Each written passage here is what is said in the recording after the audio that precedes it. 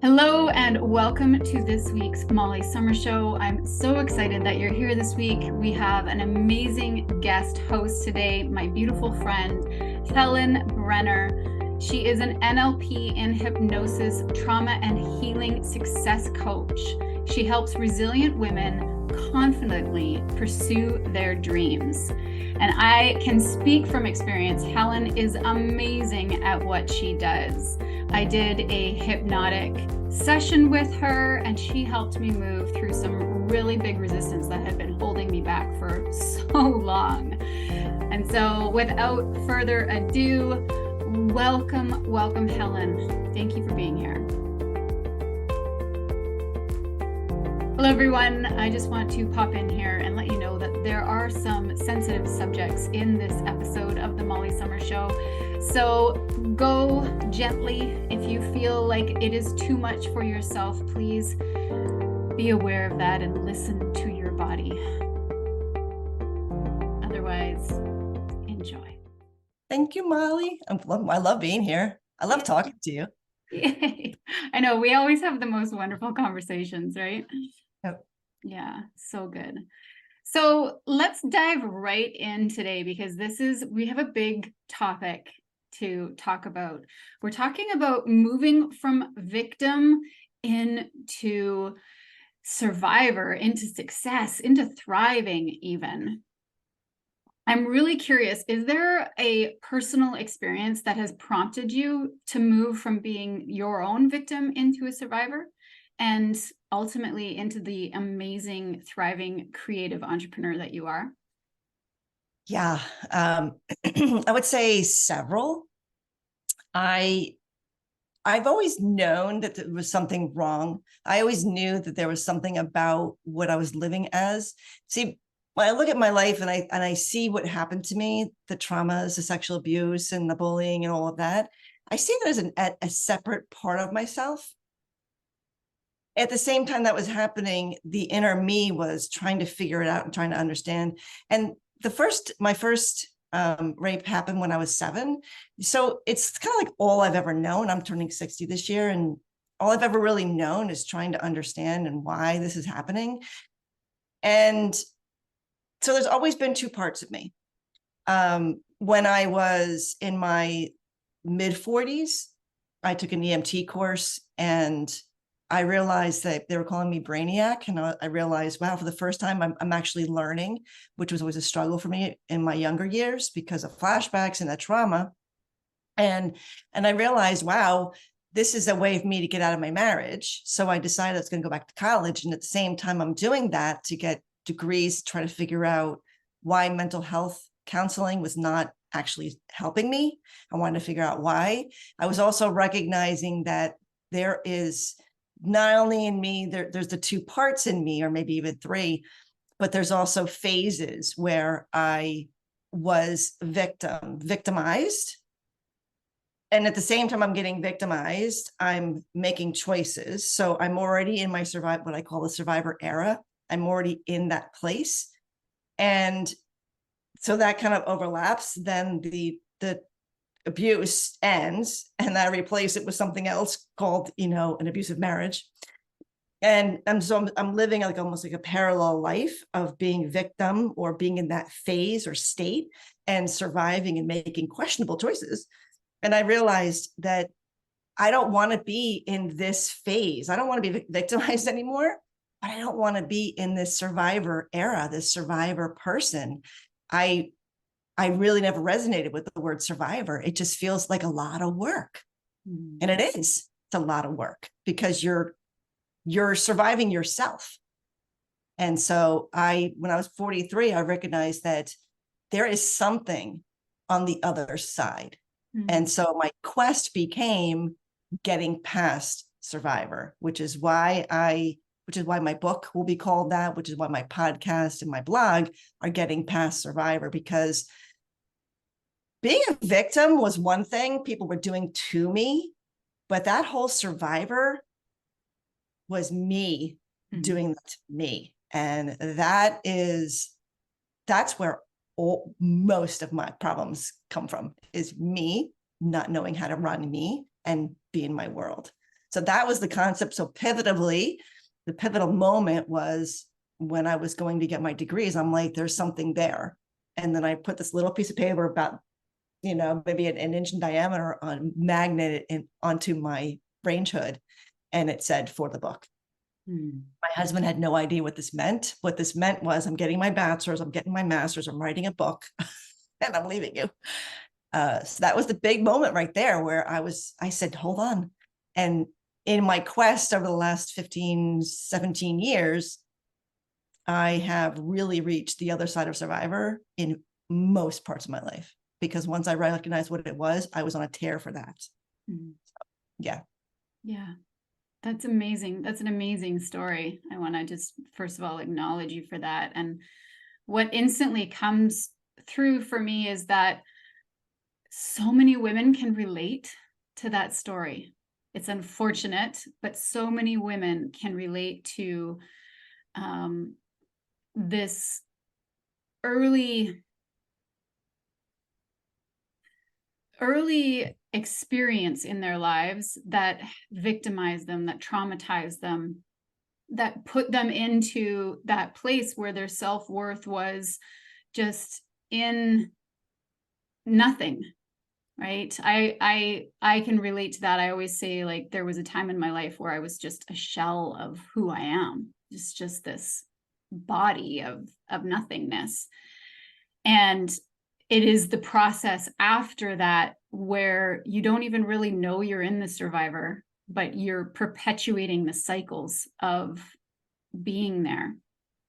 And it's really sad, but I feel like a lot of women can really relate to that cycle in their lives. And how amazing it is that you are doing this work, because it is so necessary in healing this collective, so we can move into, our most powerful selves, and really, like you said, pursue those dreams that we all have. Yeah. It's exhausting. It is exhausting. Absolutely. I can very much relate in times of my life where that was a part of it, for sure. Yeah. And because it's exhausting, the brain likes to take the easiest path.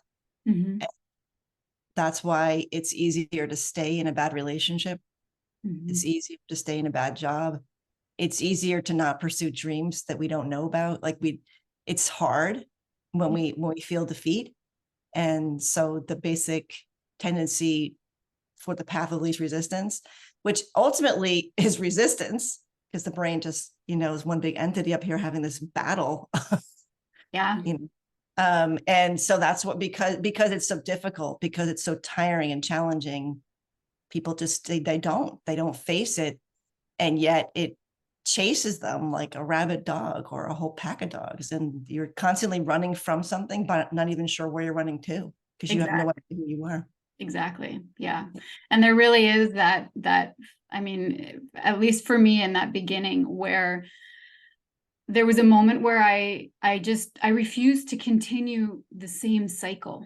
And so there's this dissonance in the mind between creating new neural pathways and going down those easy roads, right? I always use the metaphor of, if you're walking through a field of grass and you've been taking the same trail all the time, it's going to be easy. It's going to be clear, right? Whereas if you want something new and it's on the other side of the field, you have to create a new pathway. Right. You have to go through the unknown. You have to go through that tall grass and stomp it down. And it's repetitive to go over that new trail. And there is a time where it's very, very uncomfortable. And that's where most people quit and stop and go back. Yeah. Right. Yeah. Right. And not only is it difficult for people to make their own change, for me, one of the other things that was pivotal for me, 2018 was probably my wheel of life rock bottom. I had lost my job. I had lost my fiance. He passed away. I had no idea what I was doing. I recognized that my daughter had started dating. She was 18, 17 and had a boyfriend, and she was happy and I was miserable. And I recognized right then how my changing the cycle for her life Mm-hmm. caused me a lot of pain. Mm-hmm. And so people don't necessarily want other people to have it better because they didn't have it that way. And instead of bettering the next generation, we hold them back because it hurts us so much not to. Mm-hmm. And that's why people are like, in my day, we did blank. I'm like, yeah, but in your day, how did you feel about that? But it's because it's so hard to let other people have better, even though we want them to have better.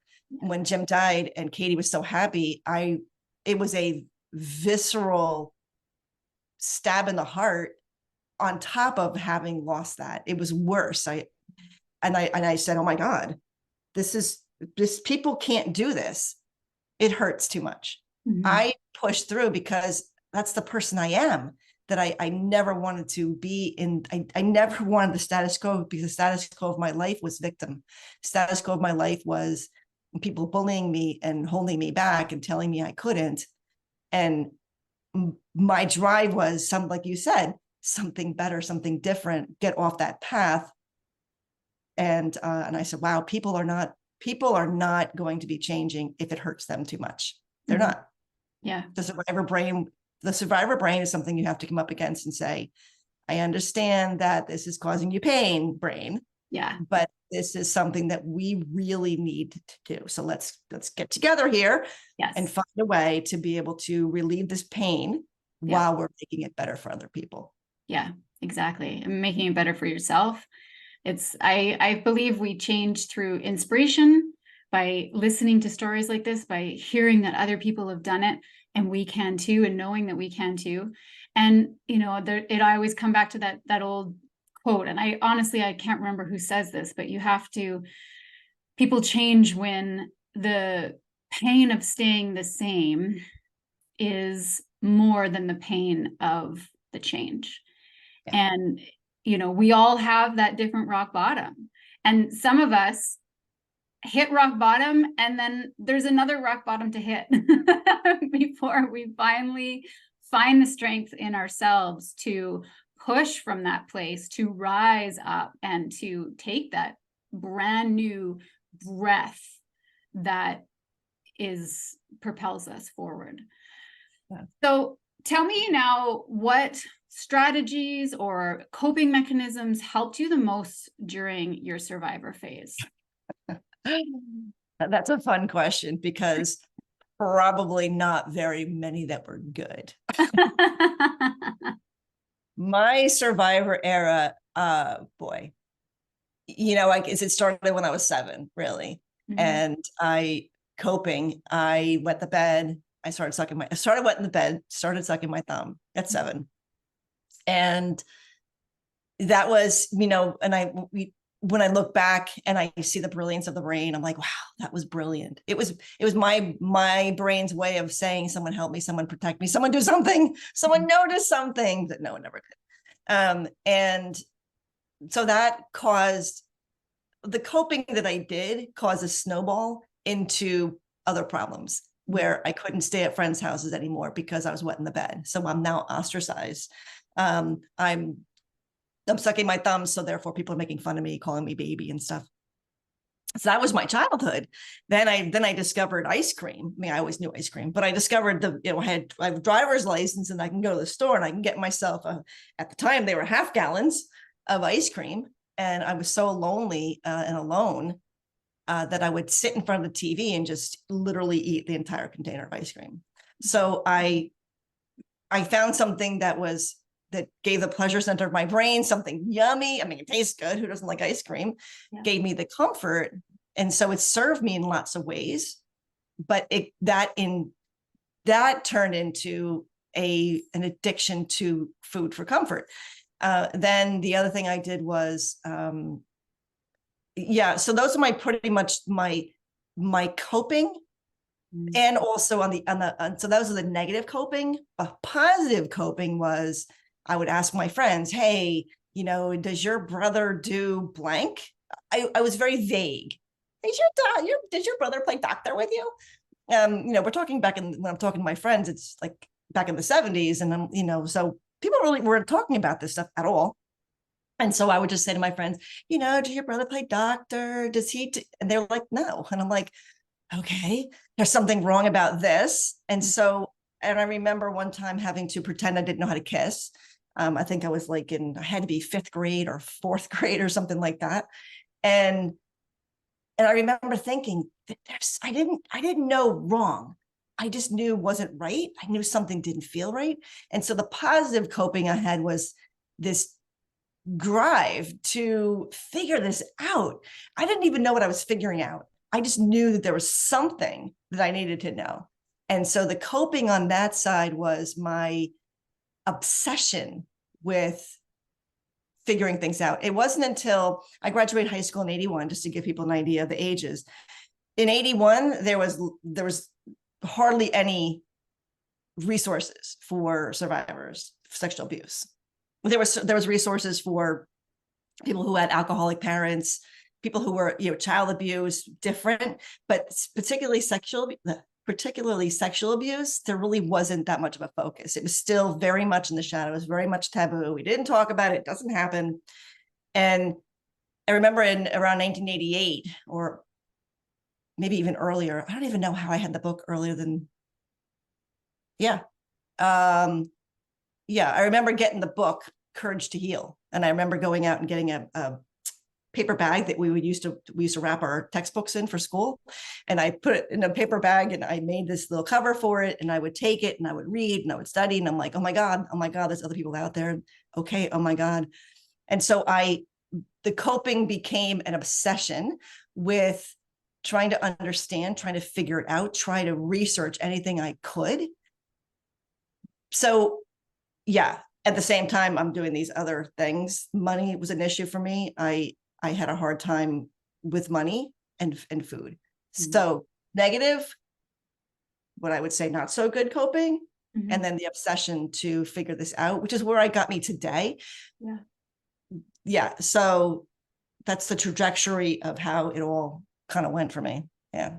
But coping when you're in survivor mode is probably the least prettiest of the things you're doing, mm-hmm. because you're not really, I did things that are even worse than eating. And mm-hmm. I got lucky that nothing really bad happened from them, but from other people, 80% of women who are in substance treatment have a history of sexual abuse. Mm-hmm. Coping's not great when you're in survivor mode. That's why you have to get to the other side. Yeah, definitely. And it's interesting. It's how we all seek to find that safety in different ways. Like you said, it was being curious about, is this right? Is this what I'm feeling right? And then eating and the food and having that safe place that you created for yourself in binging on the couch. Right. And honestly, like, there are times in our lives where we're so desperate for that feeling of safety that we will do almost anything to get that for ourselves. And especially when you don't have the support system around you to lean into, it's like throwing spaghetti at the wall and figuring out which one is best. And they're not always positive things. Right. I had told my parents inadvertently, when I was 17, just before I was heading off to work on a horse farm for 4 months down in Virginia. And I was never denied. And this is a big problem for people who are survivors of sexual abuse, is that it's denied. For me, what happened was no one denied it, but people were more in the, kind of get over it thing. Mm-hmm. You know what I mean? So it was almost like if they had denied it, I could have been mad at them, but instead it's disappointing because I'm like, wow, you never, no one really ever went out of their way to say, how can we make this better? My parents did try. My mother took me to a woman, and that's what put the bug in my ear when I was 17, but she was probably like an EAP person. Mm-hmm. Because I remember her saying, this is beyond my scope of practice. So I know that she wasn't able to help me, but my mother made an attempt. My mother tried. She just didn't know what to do. That's what people they don't know what to do. And back then there was no resources. No one really had answers for people. And so through the years, I wasn't necessarily looking for safety more than I was looking for someone to notice me, care about me. And that's where my desperation came in, was getting into bad relationships, because anybody who would give me a glance, a sideways glance, was something that I needed. So yeah, when you think about the safety in the brain, it's looking for something that gives it a sense of, well, I guess safety would be a good word for that. Yeah. So what would you say to a woman who is listening to us now, and there's something inside of her connecting to this conversation, and maybe she's starting to question, like you do, is this where I'm at right now? Is this what I'm experiencing right now? What would be a piece of advice that you would want to give her? Well, it wasn't until, again, 2018, when Jim died, is when I came to a humongous crossroad in my life. Like, I mean, 5, 6 different things all coming together. And I had gotten my degree in mental health counseling because I had gone through years and years, and probably, I don't know, $20,000, $30,000 in therapy, and wasn't changing. And so I went and got my degrees, and I went out and did my field work and was ready to get my license. And I was like, this is not working. That's when I found the NLP and hypnosis, where the concept was not taught in the master's program, mental health counseling master's program. The concept of the unconscious mind and how it communicates through flashbacks, which I had, all the feeling in the body, all those reactions and experiences. And then, then there's we all are aware of the voices in our head. Oh, my mother just came out my mouth. We're all, we all see the flashbacks, but what we're not really understanding is what that communication means. And my biggest realization through all of this that I would give to people would be to be in touch with that part of yourself. When it comes to like neurolinguistic, it's neuron is anything that it's part of the nervous system, which is everything. And language, which is linguistic language, is the language we use, the verbal language we use, the body language, the facial expressions, all that stuff we communicate with each other. And then the programming is those basically patterns that we've learned along the way that create in us the next response. Yeah. And all of those things that I experienced in my body, especially, like I had flashbacks, and it was, to me, a flashback. I always kind of felt like it was my brain saying, I can't handle this, but I don't want you to forget that it's there. Yeah. And it plagued me all the time. I mean, it was constant. And so I'd gone under hypnosis to alleviate those flashbacks. But what was missing, I think I was like 39. And what was missing was the learning from it. So we can suppress it. We can change it. But if we don't understand what the brain has learned, we're going to keep doing the same thing again, because it's going to say, okay, that's what it does. It biases to the negative. It's always looking for the negative. It's always, and then when negative happens, it has confirmation bias, and they go, see, I told you, we have to do it this way. Yeah. I'm in a bad relationship and the next one gets worse. See, I told you it's going to get worse. Yeah. Okay. But you're biasing to the worse already. So it's a double-edged sword. Yeah. So when people think about themselves and their experience, whether it is sexual abuse, whether it's neglect, neglected child is, to me, that's hard. That I'm going to say that's like the sticks and stones may break my bones, but words will never hurt me. Physical abuse, sexual abuse is a low-hanging fruit. Neglect is the little box in the corner that's full of all these little pieces of paper that you didn't even know was there. Yeah. And I think neglect is, my opinion, is harder, because I can say he did this, they did this, da da da da da. But when it's neglect, it's so vacant. But anyway, the point is, when you think about things that you've been through, whether it's widowhood, anything that you've been through, to be able to understand what your brain is communicating to you, it's so important. We are the only person that can be inside our own selves. Yes. People can be an expert, which is why I don't like mental health. I don't want to be an expert in your life. I don't want to tell you. And I don't even do hypnosis particularly as a modality, because I'm putting my words, my thoughts, my concepts into you, which are not necessarily going to be what your brain is in agreement with. Yeah. And that's why I like the NLP and hypnosis, where we do the hypnotic, bring things out of the unconscious, and then you get a chance to say, hold on a second, I appreciate you doing that. Oh my God. But hey, that's not the way I want you to do it.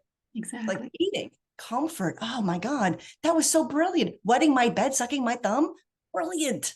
But had I had better resources, I wouldn't have necessarily chosen those things. So for people who are listening to this, who really want to, you have to be the one who has to be in touch with your own self. You have to be the one. You can go to somebody and they can take all the learning. I went through 17 different professionals. I am not speaking for expertise on that, but for myself, I'm an expert on that.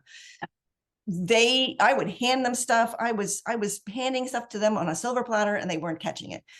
What they needed to do was turn it back to me and say, what am I learning from this? Yes. And so if you're listening to this, what is it that you're seeing, hearing, but mostly feeling? And what does your brain want you to know? It's screaming at you. Yeah. That's what it is. Ulcers are ultimate screams. Yeah. Heart conditions are ultimate screams. Yes. It's those zippy feelings to the body, those pains, those tightness in the throat, the weight on the shoulders. That's your brain saying, this is something I am not liking. Yeah. And that is the first step to really getting to the other side. Yeah. You have to know what's happening inside you, what is real, what's not real for you, and make a self-informed choice. But you have to be able to get inside first and be able to understand that communication. So that was a long answer to your question. I hope it answered your question. So good. It's so good, because I 100% agree. When I work with my clients, I always say the only relationship you're ever going to be in for your entire life is the relationship with the self. And the relationship with the self is mind, body, and soul. And you have to learn the communication between all three so that you can consciously create the life that you want. And if you're not attuned to what is communicating, you might as well be talking a completely different language. Exactly. And it's that first step in all healing, in all moving forward, is forgetting what's out there, not disconnecting from what's out there and turning that reflection back inward. And so I think you answered that absolutely perfectly. Yeah. There's a saying that I heard people say, wherever you go, there you are. Yes. I said, no, that's not correct. Wherever you go, you take you with you. You don't just pop up over there. Yeah. You carry yourself along the way. Absolutely. And it's that caring, it's that taking yourself with you is the important thing, to be able to say, what part of myself, there were so many things that didn't belong to me. There were so many things that were created in my unconscious about me that were bullshit. Yes. They were not even, I mean, teachers would tell my parents that I'm not learning. Well, you know why I'm not learning? Because I'm having flashbacks and I'm getting molested and I'm getting bullied. So you know why I'm not learning? It's not because I'm stupid, which you made me feel. Yeah. And then I went on to get a bachelor's degree and a master's degree. So who's correct? Yeah. And so you have to let that go. And the having to let that go is not what you want to do. You want to resolve it and say, what did I learn from that experience? Yeah. Oh, I learned that I couldn't learn. Well, you learned right there, you learned. And so as you're going along, to be able to say, what was it about that teacher that was so ignorant? They didn't know. Again, this is the 60s and 70s. They don't have any idea what's going on. Exactly. And they still don't know what's going on today. They really don't. They're not in touch with the student themselves. And so as you're going through, to be able to say, who am I taking with me? Who of my do I want to continue carrying with me? Yes. As opposed to who do I want to leave behind? Yes, absolutely. And you leave a lot. And that's where it becomes lighter, because you're like, wow, I'm not carrying that anymore. That's a big burden that people throw in our buckets, and we carry it around like, oxen with big things on our shoulders and drag it down the street. Yeah. And that's how you come into your full authentic expression. Yeah. I can very much relate to that. I was bullied as a child as well, from, grade 1 through to grade 7. And I struggled in school, and it wasn't because I was stupid. It wasn't because I didn't understand things. It was because I was always in survival. I was always looking out for the next attack. And it wasn't until we moved and I went into a different school that I started thriving, like instantly. And I wish that had happened to me. I had lived in from 4 to 9. Mm-hmm. I lived in 3 different countries. Mm-hmm. And I came back to the States in 71, and they hated foreigners. And I didn't know American money. I didn't know American measurements and stuff. And I was tormented. And each move I made, well, because I'm getting abused at home too. So that's the difference. Like, I'm getting abused at home. Yeah. My big thing happened when I moved from Brussels, Belgium, over to Connecticut. And the kids were just awful. The kids were horrible. They were just Satan. And that was a big part of me getting worse. I got more introverted, more shy, more victimized, more whatever, because of that move. So maybe the moving wasn't the problem. Well, moving was problem. I mean, it's, if you look at all the things, which came first, the chicken or the egg or the barn? Yeah. Yeah. But for you, it's good because you got away from those people, and it gave you an opportunity to take a new person into a new environment. Exactly. Which is, people have a struggle changing. It's very difficult to change in the environment we're living in. Yeah. So to change environments, that's why, when they say, if you want to change one thing, you got to change everything, because sometimes you have to change it all. But you have to know who you are, because otherwise you're going to recreate the whole thing again. Well, exactly. And as an adult, I had to go back into my body, into my subconscious, and bring up all of those years from 1 till 7, and look at myself. And, like you said earlier about bringing it into the light, into the consciousness, and asking myself, am I that person, or am I this other person who I know myself to be true? And which one of those things do I want to take forward?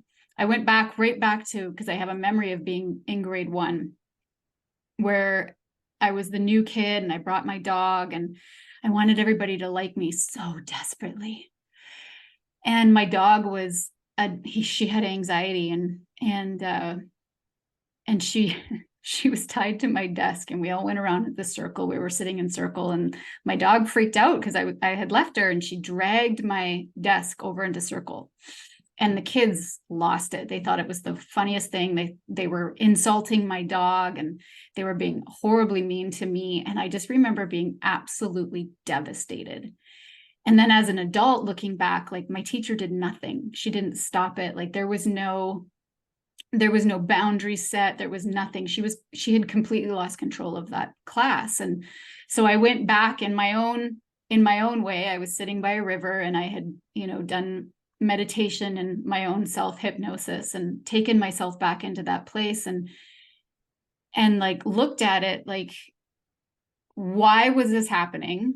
Number one, because I was new and different, and I was always the way I am. I'm bubbly and outspoken and completely just like this, like I talked to trees back then, like I still do, but back then, like I was different, right? And that teacher, she was not equipped. I think it was her first class. She was like 22 years old. She was not equipped to deal with kids back then. And, like I let it all go in that visualization. And I came out of that visualization and I was just like, so much lighter. It was one of the pivotal moments for me to be able to sit and like accept myself, accept my authentic self, and be able to do the work that I know I'm meant to do in this life, which is, to be able to sit here with you and work with the people I work with. And if I hadn't have gone back to heal those parts of me, I wouldn't have the confidence in myself to be able to be here. Right. That's so important for people who are in the helping professions. And I'm talking teachers, because they're helping us learn, mental health, coaching. You got to do your own work. You got to go first. Your teacher was young. My teachers were all older. They were probably in their 40s, 50s. So none of them are doing their own work.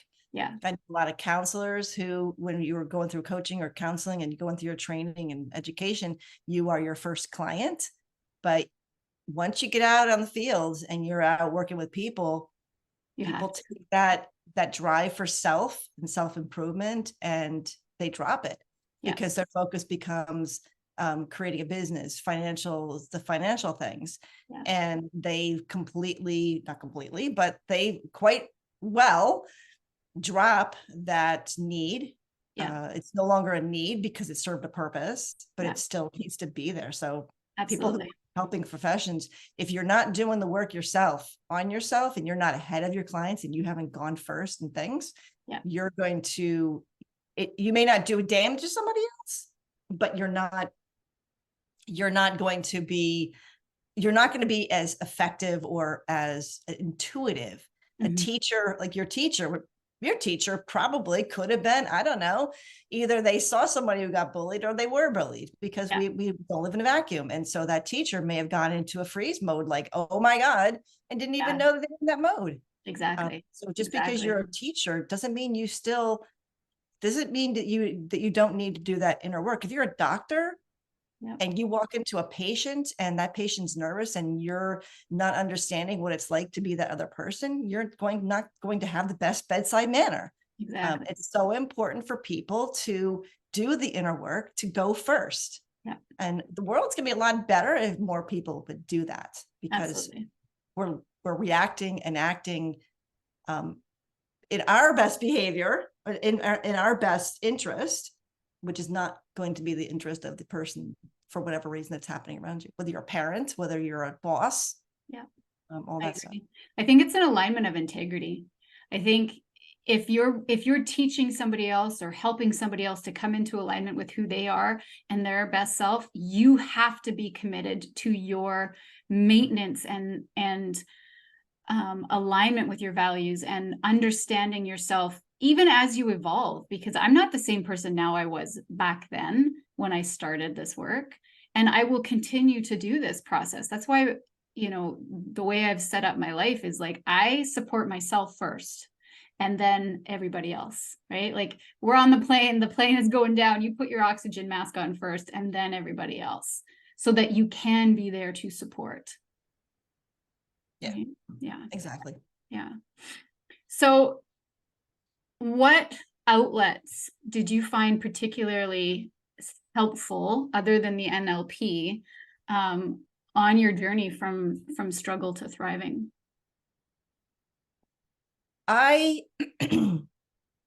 One of the biggest things that was gifted to me by the universe, or whatever you want to call it, I don't even know, was when I was in 7th grade. We moved from Connecticut to New Jersey. And I've always liked horses. My parents exposed us they took us all the violin lessons, piano lessons, horseback riding, to try, give us all these exposure to things to see which one we pick up on. And unfortunately, I picked up on the one that was most expensive. However, But we moved to New Jersey, and we live right near a county owned, it was called the Watchung Reservation. It's a really humongous piece of land. And there was a county owned stable with 60 horses that were used for lessons. Yeah. And I would go down to the barn. I would walk through the woods, which I'm just boggles my mind now that I would do that. Walk through the woods to get, I mean, I don't know how many miles, 3 miles through the woods, or more, probably more. And I would go and just be around them. I would just pet them and brush them and muck stalls. And through all that stuff, they would give us free rides. And so I then became, there was people who I became later in life who owned private horses who never had time to ride them. So they would have us teenagers ride their horses for them. So I would take care of Snoopy every day. And that was huge. And I learned later in my master's that horses, and of course we now know equine assisted therapy and coaching. Yeah. But my experience being around them in a non-therapeutic way was huge for me to be able to for the symptoms of the trauma to not be as impactful. It was huge. So horses was a big one for me every day. Yeah. And then it became, then it switched into doing like crafts and making just, me and my glue gun kind of thing. I love to do stuff like that.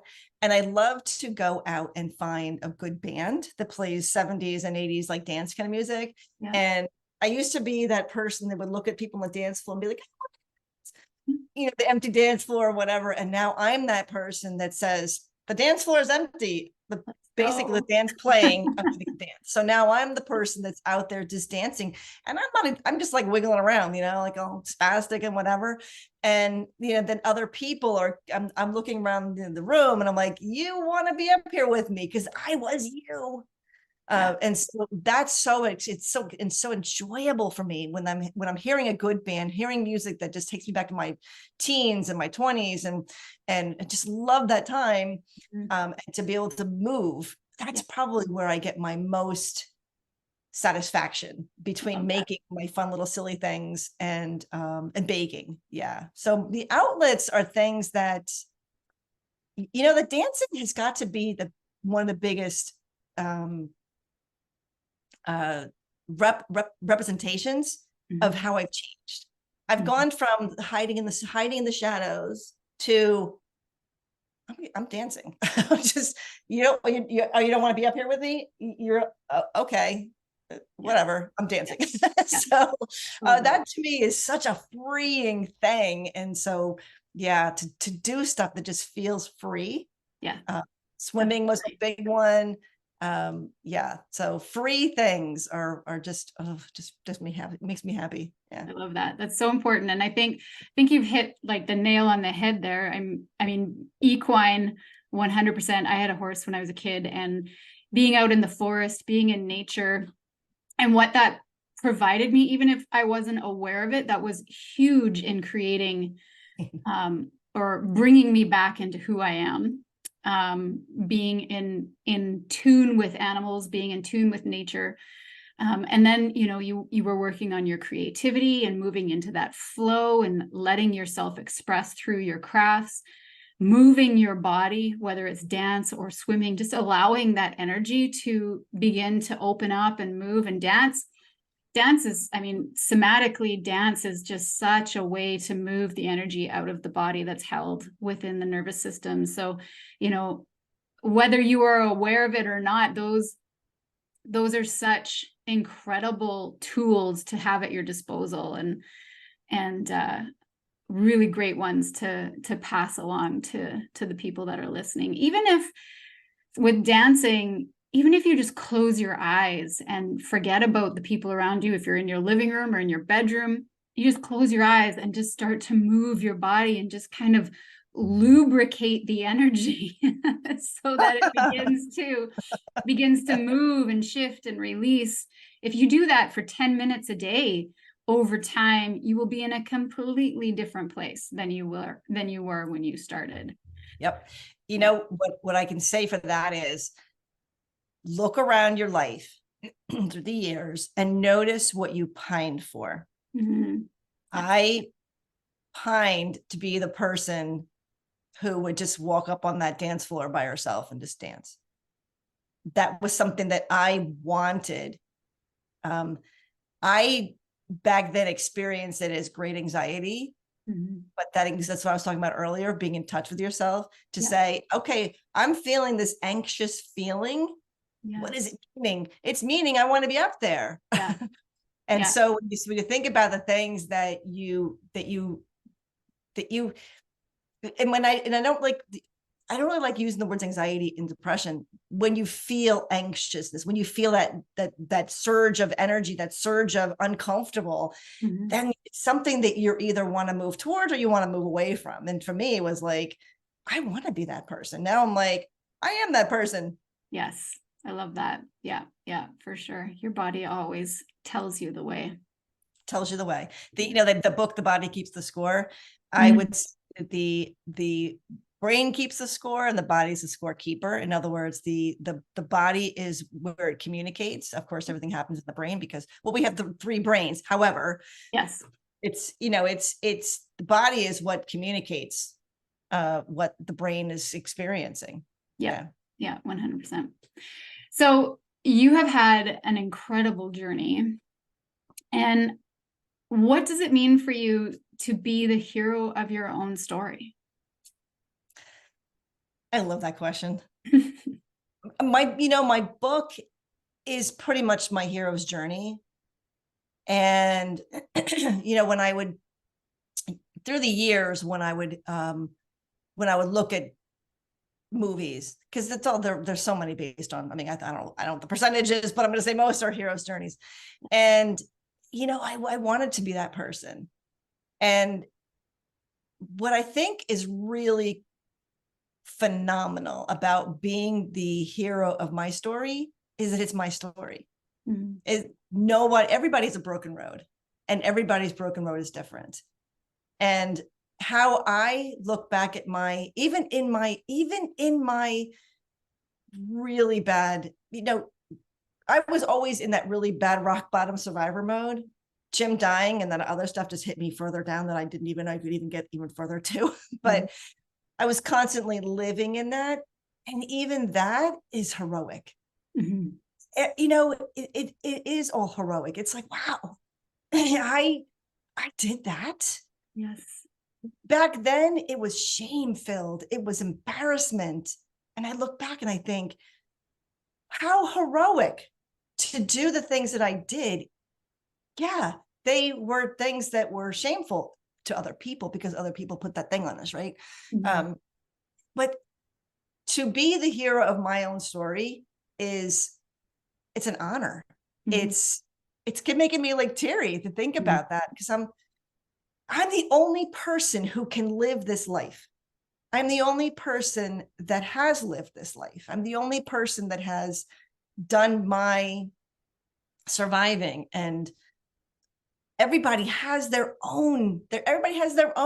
Everybody's story is beautiful because even if you are in the trenches of your survivor era, if you are in the I'm never going to get out of this, things are never going to change, the hero is the fact that you're aware of that. Because you're saying things are never going to change, that means that your hero wants that change. Yes. Your hero is hungry for that change. Yes. It's all absolutely amazing and brilliant. And I'm honored to be the person who has, in the beginning of my book, the little, that little thing in the beginning, you're like, thank you, people, kind of thing, whatever the page is called. Yeah. I thank the people who did what they did to me. If the people had not done what they did, I would not have learned. Yeah, I went to school and I got degrees in a bachelor's in psychology, a master's in mental health counseling. But I'm going to tell you right now, what I didn't learn was 95% of what I know. I did not learn it through my master's program. I learned it through what I went through. Your experience. Yeah. My experiences, and everybody's, we're not broken. No. Our hero is not broken. Our hero just doesn't know what to do yet. And where you are in your survivor for the wheel of life, your spiritual, mental, physical, and all that stuff, where you are in that wheel of life. Some may be, with a flat tire, some may be thriving, but all along the way, that is your hero. Mm-hmm. Always. If you are aware that there's something that's not right for you, your hero is just trying really hard. And even if you aren't aware yet, your body knows, and it's telling you. So to be the hero of my own story is just a gift. It's a gift. I don't think that I would have ever learned to the degree I did if I had not gone through all the things that I had been through: widowhood, the very expensive divorce, bad marriage, sexual abuse, bullying, all that stuff.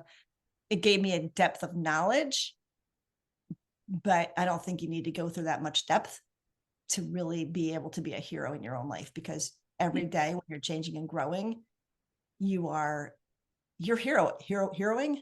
I love it. Yeah, heroing.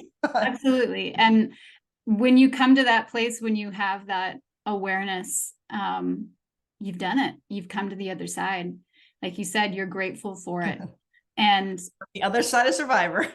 Exactly. The other side of Survivor is that, and that's when, you come out into that light of awareness and you begin to consciously create your life through the culmination of the experiences that you have been through, because they have made you stronger. They have made you more self-aware. They have made you more loving. They have made you more empathetic, and they have made you into the incredible human being that you are now. And you are the hero of that journey. Yeah. Yep, exactly. And there will be, like I said, when Jim died and all that stuff is happening, I didn't think I didn't think that I could feel any lower than I had felt most of my life. Mm-hmm. But boy, was I wrong. And I know and I was 54 when that happened. So I'm pretty much new. I found these things at 54, made significant changes. So I'm going to say by 56 was when I really, the NLP and hypnosis and being able to be in touch with that inner self, really kicked in. And then over the last few years after that becomes honing it. And what I do know is that we are going to have all of these. There's going to be more. I know there's going to be more shit in my life is going to happen. And I'm going to end up in more survivor eras and more survivor eras and more survivor eras, because that's just life. I know that it's not going to be smooth sailing the rest of the way. I know that there's just going to be stuff that's going to happen that's going to bring me down again. And so each time that happens, the hero gets a chance to come out and say, whoa. And then, okay, how do I get back out of this? And hopefully each one, it took me, I'm going to say, I told my mother at 17, that's what she took me to Paula. And it took me from there to 54. That's a lot of wasted time. And I don't want to waste people's time. Like, I want people to know this sooner than I did. Yeah. And hopefully each time these little things happen to me, or big things happen to me, I'm hoping that, and I know because I'm in touch, that it won't be as long a survivor era, a survivor period before I come back out again and then get, so I know it's going to happen again. I'm quite aware that shit's going to happen. It's not going to make me happy. But I know that it's not going to last like it used to. No, exactly. And, when I love that we're saying the same thing in different ways. And I always look at it like you're running a marathon, you're going to hit that, I think it's the 17th mile or something, when your body is like, I'm done. Oh, right. Right. And it's like, your mind is like, I think I'm going to quit now. Right. But when you know your success is inevitable, when you know that you're going to come out the other side, you're able to find that strength in you, that resilience in you, and, find that energy and move forward, knowing that the finish line is there. And the more you have to support yourself in tools, in self-awareness, in consciousness, the faster you move through that. The faster you become energized, the faster you implement and move forward. So, like the journey's over when you take your last breath. And, the other thing I want to acknowledge you for is what you said when you got your master's. You said you got your master's at 54. Is that 51 right? is when I graduated. 51.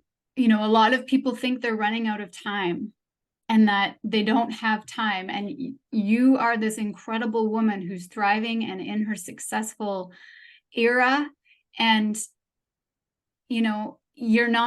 this didn't happen in your 20s. This didn't happen in your 30s. It happened in your 50s, and it happened exactly when it was supposed to happen, because you had the awareness and the support and all of those things to come together for you to move through this. And I think, I've gone through times in my life where I'm like, what am I doing? I should just quit and do something else because it's over. Like, I'm 45 years old, right? Like, everything happens exactly when it's meant to happen and when you're ready for it. And I think that's a big lesson. I think that's a big awareness for people to have. It doesn't matter if you're in your 20s, 30s, 40s, 50s, 60s, even 70s. If this is when that awareness comes for you, there is still time for you to live and thrive on the other side of your hero's journey. I can tell you, when you said 17th mile, and I was like, just to hearing that made me exhausted, because I'm like, how many 17th miles have I come across in my life? And I'm in a 17th mile again with, I got divorced. My ex-husband has early onset dementia. So I've lost all support, all alimony. I get nothing from that. I lost probably $200,000 out of that whole thing. And so my current 17th mile is financial, where I'm just like, you got to be kidding me. But that was the one wedge in my wheel of life that I never addressed, because I was addressing everything else. And I when you talked earlier about the things that we do for energy and for fun or whatever, that's the things that I turn to when I get exhausted. I mean, I can say that I have a never give up, never surrender approach to it. I'm like, I'm not necessarily moving forward all the time, but I'm not necessarily moving backwards. I'm more like moving parallel. Yeah. But I have found myself exhausted so many times through this journey. And my journey is not, it's not business. It's self. It's my journey of healing myself. Yeah.